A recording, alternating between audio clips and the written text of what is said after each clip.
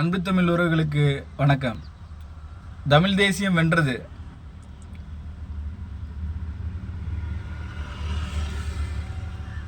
தமிழ் தேசியத்தின் போர்க்களமாக இருந்த பரந்தூர் இன்று தடுத்து நிறுத்தப்பட்டது. திராவிட இயக்கங்கள் தங்களால் முடியாது என்று ஒத்துக்கொண்ட ஒரு மாபெரும் பணியை தமிழ் தேசியம் ஓரணியாக இணைந்து முறித்து காட்டியது. பரந்தூர் விமான நிலையம், இன்றைக்கி அதை பற்றி தான் பேச போகிறோம். ஒரு 5000 ஏக்கர் இடம், 3500 ஏக்கரு விவசாய நிலம், 1600 ஏக்கர் குளம், ஏரி, அது புறம்போக்குன்னு சொல்கிறாங்க, அந்த மாதிரி இடம். இதில் மொத்தம் ஒரு 13 முழு ஊர், ஒரு 7 ஊரோட விவசாய நிலங்கள், நஞ்சை புஞ்சை ரெண்டுமே இருக்குது. ஆனால் இது என்னென்னா ஒரு குட்டி தஞ்சாவூர் மாதிரி, நெற்களஞ்சின்னு சொல்கிறதுக்கு அடுத்த கட்ட பேர் வாங்குற அளவுக்கு ஒரு 2ஆம் தரமாக இருக்கிற ஒரு ஊர். தஞ்சாவூர் எப்படி முதலிடமாக இருக்கோ அது மாதிரி அதுக்கு அடுத்து 2வது இடத்துல இந்த ஊரை சொல்லலாம், பரந்தூர், ஏகனாபுரம் அந்த கிராமம். இதில் பூராமே 2 போகம் வானம் பார்த்த மழையை நம்பி 13 ஏரிகள் இருக்குது, 9 ஏரிகள் இருக்குது, 13 குளங்கள் இருக்குது. ஆனால் இந்த சிறு சிறு குளங்கள் குட்டைகள் இதுகள்லாம் கனெக்ட் பண்ணி பார்த்தோம்னா வானம் பார்த்த பூமி தான். ஆனால் 2 போகம் நெல் விவசாயம் பண்ணுறாங்க. மற்ற பணப்பயிரோ மற்ற வானம் பார்த்த பூமிகளில் போடுற கடலை எள் அந்த மாதிரி எதுவும் அதிகமாக போடாமல் ஒன்லி வாழை ஒரு சில இடங்கள்லையும் அதிகபட்சம் 99% வந்து வெறும் நெல் மாத்திரம்தான் விவசாயம் பார்க்குறாங்க. அதுவும் 2 போகம் பார்க்குறாங்க. இதுக்கு எந்த விதமான பாசன வசதி, மோட்ரு எதுவுமே இல்லை.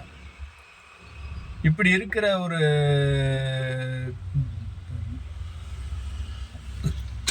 தற்காப்பாக இருக்கிற இந்த ஊரை பிளாட்டு போடுற கண்டிஷனுக்கு கொண்டுட்டு வந்து இதை கேட்டோம்னா ஏர்போர்ட் கட்டுறோம்னு சொல்லிட்டு ஏர்போர்ட்டு கூட இடம் போக மீதி இருக்கிற எல்லா இடமுமே ரியல் எஸ்டேட் ஆகிடுச்சு. எல்லா இடத்தையும் விற்றுட்டாங்க.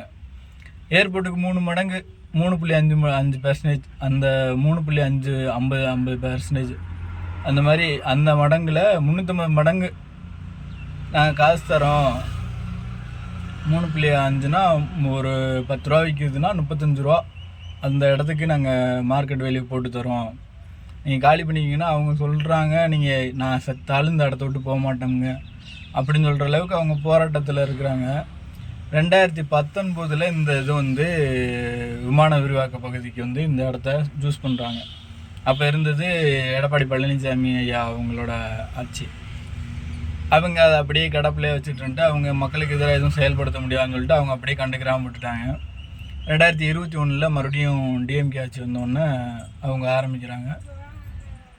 அவங்க ஆரம்பித்ததுலேருந்து அடுத்தடுத்து அறிக்கைகள் கொடுக்க, இடம் கையகப்படுத்துறது, அதுக்காண்டி மக்களை போய் தொந்தரவு பண்ணுறது, அவங்க போராட்டம் பண்ணுறவங்கள அரெஸ்ட் பண்ணுறது. கடைசியாக அந்த அருள் அப்படின்றவங்க ஒரு விவசாயியை வந்து இதுக்காண்டி போராடுறாரு அப்படின்ற ஒரே காரணத்தினால அருள்ன்றவர் மேலே குண்டாஸ் போட்டாங்க. இவ்வளவு தூரம் ஒரு கொடூரமாக நடந்துக்கிறதுக்கும் ஒரு அக்ரெசிவாக நடந்துக்கிறதுக்கான காரணம் என்னென்னா, அது வந்து சென்ட்ரல் கவர்மெண்ட்டோட ப்ராஜெக்டு, அதை செஞ்சு கொடுக்கணும் அப்படின்றத மாத்திரம் வெளியில் சொல்லிக்கிட்டே இருக்கிறாங்க. ஆனால் அங்கே என்ன நடக்குதுன்றது எல்லாருக்கும் தெரிஞ்சுதாங்க. சுற்றி ரியல் எஸ்டேட் பிடிச்சி வச்சுருக்காங்க. இதை மார்க்கெட் பண்ணணுன்னா மாத்திரம்தான், இந்த ப்ராஜெக்ட் வந்துச்சுன்னா, இந்த ஏர்போர்ட் வந்துச்சுன்னா மாத்திரம்தான் அதில் இருக்கிற பொருளெல்லாம் காசாக்க முடியுன்றதுனால தான் இவ்வளோ தூரம் ஒரு 5000 மக்கள் வந்து நாங்கள் செத்துருவோன்னு சொல்கிற கண்டிஷன்லையும் இந்த இத்தனை 13 ஊர் குழந்தைகள் உட்பட எல்லாரும் 2019 ஒரு 4 வருஷம் கடுமையான போராட்டத்தில் இருக்கிறாங்க. அதெல்லாம் கண்டுக்கிறாமல் அதை பற்றி ஒரு செவிமடுத்து சரி ரைட்டு நம்ம அட்ஜஸ்ட் பண்ணோன்னு சொல்லியிருக்காங்க. அங்கே இருக்கிற அமைச்சர்கள் போய் கேட்டுட்டு சரி அவங்கக்கிட்ட குறைகள் சொல்லி அனுப்பிச்சி அப்படின்னு சொல்லி பார்த்தோம்னா அடுத்து அவங்க வந்ததுக்கப்புறம் அதை பற்றி எதுவுமே கண்டுக்கிறது இல்லை. ஆனால் அங்கே நடக்க வேண்டிய வேலைகள் மாத்திரம் அடுத்தடுத்து மண்வள ஆராய்ச்சி, மேப் போட்டிருக்காங்க, ரிப்போர்ட் போட்டிருக்காங்க. ரிப்போர்ட் போட்டதுக்கப்புறம் மேப் போட்டதுக்கப்புறமே ப்ளூ பிரிண்ட் வந்துட்டு மறுபடியும் அவங்க சொல்கிறாங்க இந்த இடத்துல போட்டிங்கன்னா இதில் ரன்வே இருக்கிற 2 இடமுமே ஒரு ஏரி, ரன்வே போட்டிங்கனாலும் இதில் வந்து பளிச்சமாக செய்ய முடியாது, அதில் குறைகள் ஏற்பட்டு மறுபடியும் இது ஒரு மீனம்பாக்கம் மாதிரி ஒரு ஏரி மழை பெஞ்சிச்சுன்னா தண்ணி பயன்படுத்துகிற அளவுக்கு தான் இருக்கும். அதில் ஏர்போர்ட் வந்து மழை பெஞ்சாலும் நீங்கள் பயன்படுத்த முடியாது, ஃபுல்லாக ஏர்போர்ட் பூராமே தண்ணி ஏறிடுன்ற சொன்னதையும் இந்த எதையுமே கொஞ்சம் கூட அந்த ஆளுங்கட்சியும் பொருட்படுத்தலை. அது ரிலேட்டடாக ஒரு அப்டேட்டட் அறிக்கையை கொடுக்குறதுக்கும் ரெடியாக இல்லை. ஏன்னா அதில் இருக்கிற பூராமே மேக்ஸிமம் வந்து அவங்களே விளைவிச்சு அந்த நெல்லை வச்சு தனக்கு பயன்படுத்திட்டு மீதி இருக்கிற மொத்தம் விற்றுட்டு வெளி உலகத்துக்கு வராத அளவுக்கு எல்லாமே அவங்களுக்குள்ளேயே பண்ணிக்கிற அளவுக்கு சுதேசியாக வாழ்கிற அளவுக்கு அவங்களுக்கான பொருளாதாரத்தை அவங்கள அங்கேயே ரெடி பண்ணிக்கிறாங்க. அவங்க வந்து அரசை நம்பி அரசுக்கிட்ட இருந்து தண்ணி திறந்து விடுங்க, எங்களுக்கு தண்ணி வேணும், அந்த மாதிரி எந்த விதமான பாசன வசதியும் இல்லாதனால இவங்களை வந்து கேட்க வேண்டியதே இல்லை. இவங்களுக்கு அது வந்து பாருங்கள் நம்மளை எதுவுமே கண்டுக்கிறாமலே இருக்கிறாங்கன்றதுனால அக்ரெசிவாக வந்து ஏன்னா அப்போ இருந்த ஆட்சியாளர்கள் டக்கு டக்குன்னு காவல்துறையை அனுப்ப வேண்டியது, நீங்கள் அங்கே போகக்கூடாது இங்கே போகக்கூடாதுன்னு கட்டுப்பாடுகளை அதிகப்படுத்த வேண்டியது. அவங்க விவசாயம் பண்ணாங்கன்னா அந்த விளையிற பொருளை கொண்டு வந்து வெளியில் விற்கிறதுக்கு கூட வாய்ப்பு இல்லாத அளவுக்கு எல்லாத்தையும் மறுக்கிறாங்க. இத்தனையும் நடந்து அந்த ப்ராஜெக்டை கேன்சலே பண்ண முடியாது, அப்படி ஒன்று நின்றுச்சுன்னா தமிழ்நாடே பெரிய கஷ்டத்தில் மாட்டிக்கிறோம் அப்படின்னு சொல்லிக்கிற இந்த ப்ராஜெக்டை ஒரு 110 விதியின் கீழே வந்து இப்போ இருக்கிற சிஎம் விஜய் சார் வந்து ஒரே வார்த்தையில் ஆமாங்க பரந்தூர் ஏர்போர்ட் வந்து ரத்து பண்ணப்படுகிறது அந்த ப்ராஜெக்டு அப்படின்னு சொல்லி முடிச்சிட்டாரு.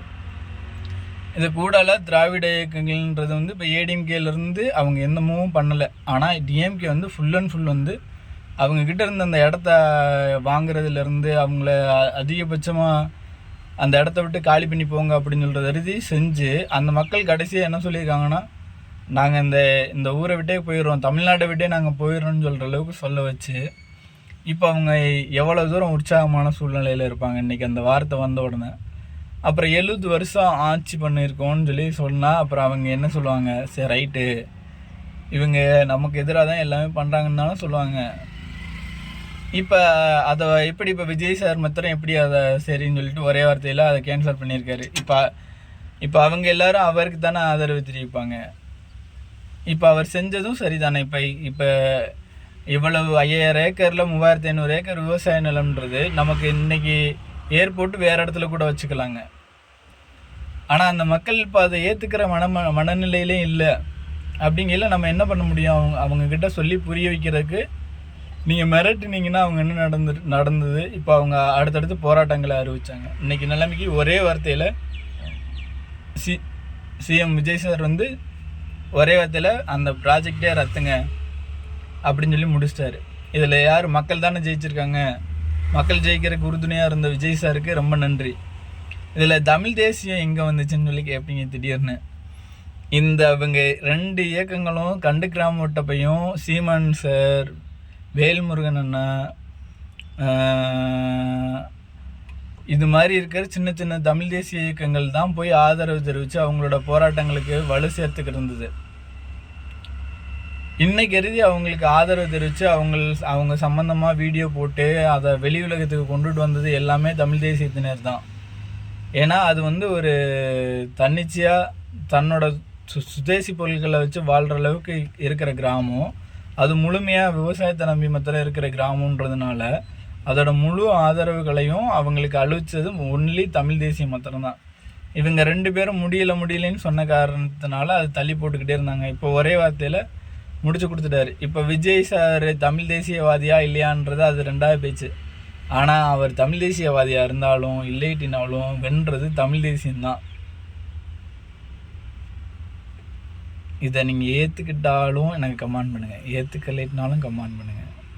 நன்றி, வணக்கம்.